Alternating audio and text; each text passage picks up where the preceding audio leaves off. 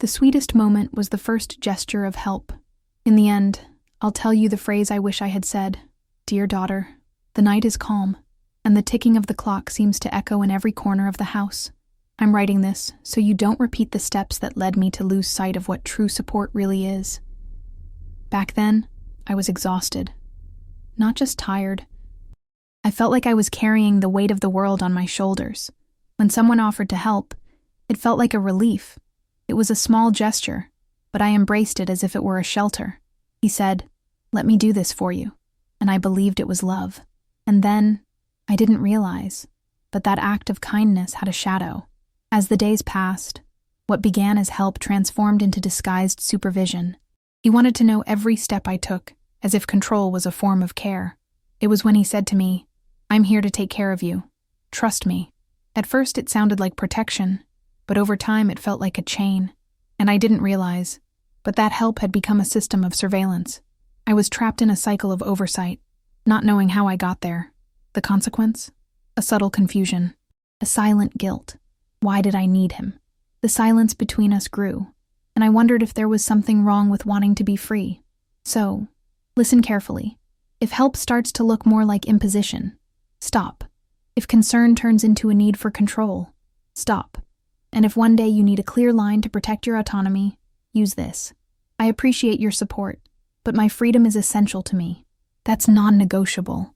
In the next story, I'll tell you how a broken promise taught me the difference between trust and illusion. I remember one particular day when the sky was filled with threatening clouds. The unusual weather reflected my internal state. The pressure was mounting, and the expectation that a storm was approaching made everything even more distressing. He looked into my eyes and said, "You can't just leave like this without telling me." The tone of his voice was gentle, but there was an underlying hint of disguised despair, and I, in the fragility of my emotional state, simply nodded. The sense of control he seemed to seek was becoming apparent, but I was so used to feeling lost that this new dynamic felt like a safe space, even if it was restrictive. Then, a moment arose that made me feel uneasy. A friend invited me to a small gathering, something that hadn't happened in months. I wanted to go. I needed that breathable space. When I told him about the invitation, the expression on his face changed instantly. A whirlwind of mixed emotions crossed him: concern, jealousy, and possessiveness. "Why do you need this?" His question lingered between us like a thick cloud, and I couldn't understand that this was a rhetorical question hiding a disturbing truth. Deep down, this wasn't just a question about me. It was a reflection on him. It was then that I realized the feeling of helplessness had begun to seep into what should have been a supportive relationship. And I felt powerless. I no longer had the freedom to make simple decisions without asking for permission. The conversations were reduced to scraps of arguments, where I tried to justify my needs while he clung to the idea that all of this was out of love. Then one day, after a particularly nasty fight, I decided to step away. The need for space, a moment to think, to rediscover who I was, felt essential.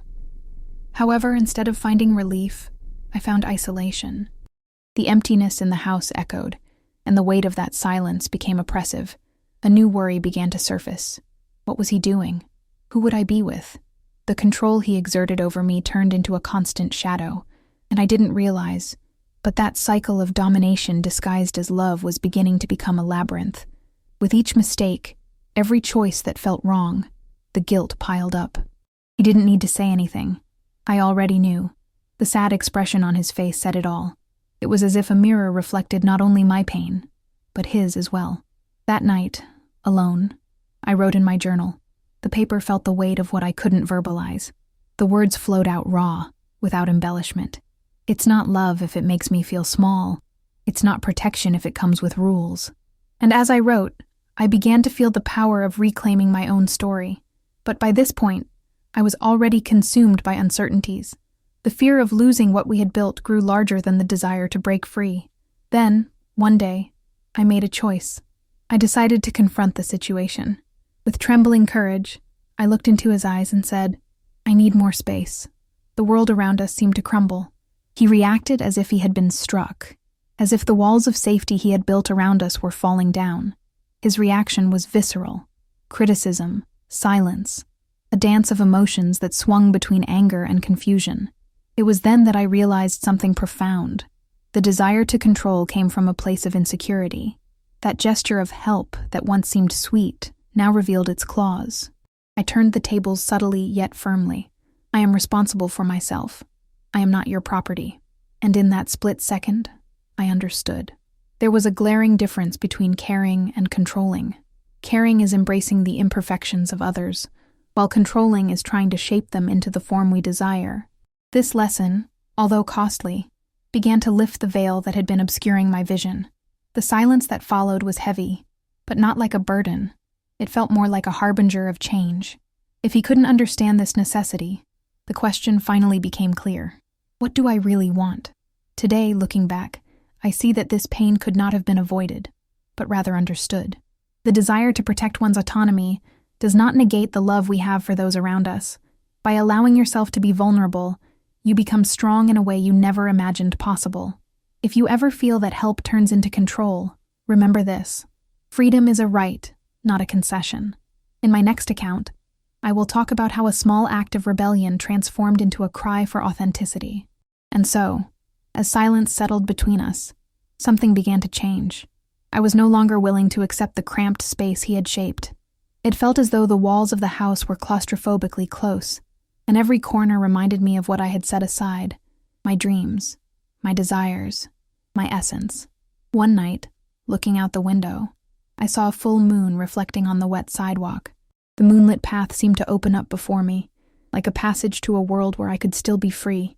The magic of those solitary hours enveloped me, but there was another feeling there, a mix of fear and longing for a time when I believed that love meant safety. And then, a disturbing thought arose. What if I had never been truly loved? What if the only thing he offered was an illusion of protection, a cocoon that had become a prison? I looked at the moon's reflection in the water and realized the truth. There was a light within me that needed to be rediscovered. That light, dimmed for so long, yearned for freedom. It was then that I decided to do something I wasn't even sure I was capable of.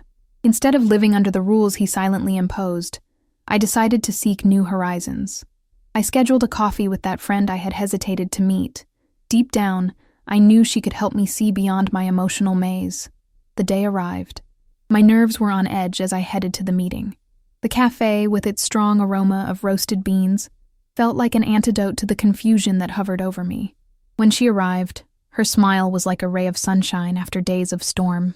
"I never thought you'd come," she said, with a tone of surprise and joy. I felt an immediate sense of relief just being there. The conversation flowed naturally, and with each cup of coffee, each shared laugh, I felt the chains beginning to break. The lightness that once felt strange was now comforting. But as we talked, a shadow settled in my mind. He was probably wondering where I was, what I was doing, and that worry turned into a desperate echo in my heart. Guilt returned, but this time it was accompanied by a small rebellion. It was time to face reality. "Are you okay?" she asked, noticing the change in my tone. And without planning to, I opened up. I spoke about the feeling of loss, about how his promises turned into claws that held me captive. The words flowed out like an uncontrollable stream. "I feel like I'm losing who I am."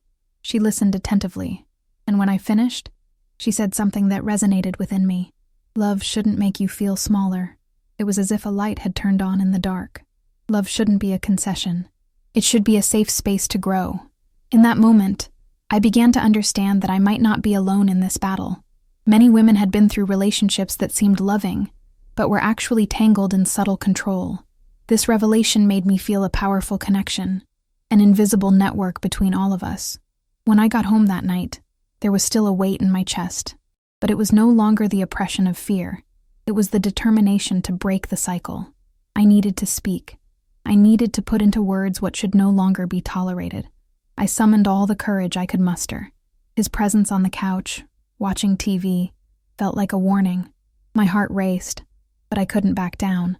With a steady voice, I said, "We need to talk." He looked at me, surprised, and the atmosphere grew tense. The words began to flow, tangled but firm.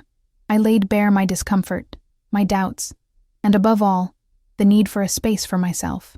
He initially reacted with denial, then with anger, But as I continued, the fury started to give way to confusion. For every argument he presented, I found a response that upheld the truth. It was a test. The battle between standing up for my own truth and the desire to please him grew intense. But I was no longer willing to conform. The internal struggle ended when I realized I didn't need permission to exist. The conversation ended in a heavy silence. I knew I had taken a step that would change everything. If he didn't understand what I was asking, then it was up to me to decide the next steps. A new awareness settled within me. The responsibility for my well-being was now mine. In the end, to the sound of the fans spinning slowly, I stepped into new territory. A territory without empty promises. A space where I could learn to rediscover myself. And this choice, though painful, brought with it the hope of a different tomorrow. In the next account, I will share how the quest for authenticity led me to an act of rebellion that transformed into empowerment. I remembered feeling a mix of relief and fear when I took that step. Confronting reality felt like jumping off a cliff, unsure if there would be a net to catch me. But as I navigated the hours that night, there was a spark of freedom pulsing inside me, something I hadn't felt in a long time. That silence after my declaration left me vulnerable, but it was also filled with a new hope. I didn't know what would come next, but the feeling of moving toward the truth was unbearably sweet. The weight of denial was beginning to dissolve, and with it, the possibility of rebirth. That week, there were days when doubt crept into my mind like a stealthy thief. Memories of that relationship intertwined with the desire to be free, and the internal battle intensified. I looked out the window, watching the wind sway the leaves of the trees. That simple dance made me realize that I also wanted to move. If someone could dance freely, why couldn't I? And it was in this search for freedom that we found ourselves at a crossroads. He was trying to come back, with promises of change. It was as if he were offering a trap disguised as affection. With each attempt he made to regain control, I found myself torn between old love and the new strength beginning to blossom within me. So, I went to a support group where women shared their stories. Listening to those voices, each resonating with similar experiences, gave me courage. Loneliness was not a sentence. It was a phase. One of them shared a significant moment. True love makes us bloom, not wither. That resonated in my heart. Flowers needed space to grow, and now I understood that the same applied to me. My essence couldn't be suffocated by rules and conditions. The love I desired had to be a safe space, filled with fresh air that allowed me to breathe. So, when I returned home, his presence no longer felt intimidating. He was sitting on the couch again, waiting for a sign, and that unsettling anticipation began to resonate like a distant echo. The look he gave me, full of insecurity, brought a quiet laugh to my lips. A part of me wanted to shout, "I am so much bigger than you can see." Instead, I took a deep breath and calmly said, "No, this isn't going to work." The space between us vibrated with new possibilities. He tried to argue, bringing up old points about love and care, but now I had a shield made of words and truths. Every phrase that left my mouth was like a sword cutting the ties that bound me. Determination grew with every response, and the shock on his face showed me I was on the right track. But the real liberation didn't just come from the act of speaking. It was the underlying feeling that I was finally in control of my story. I remember watching his face change, first to confusion, and then to a resentment that threatened to boil over into anger. In that moment, I knew I had hit the right note. The struggle for power was no longer just his. That battle was mine now. When he tried to interrupt me, I stood my ground. Once, I would have backed down, but now the voice I used was firm. I am responsible for myself and my happiness, and you need to understand that I am seeking freedom. The weight of that statement rang out like a resounding bell, and it was almost surreal to realize how far I had come. Deep down, I was starting to be sure that this new journey was not just about saying no, but about learning to say yes to myself. And in that moment, a glimmer of hope blossomed. The walls that once felt oppressive were now just boundaries that I was ready to challenge. The choice was in my hands, and I was determined to rewrite this narrative. In the next account, I will talk about how this new path led me to an act of rebellion that translated into a cry for authenticity and empowerment. It is in this space that I will truly find myself,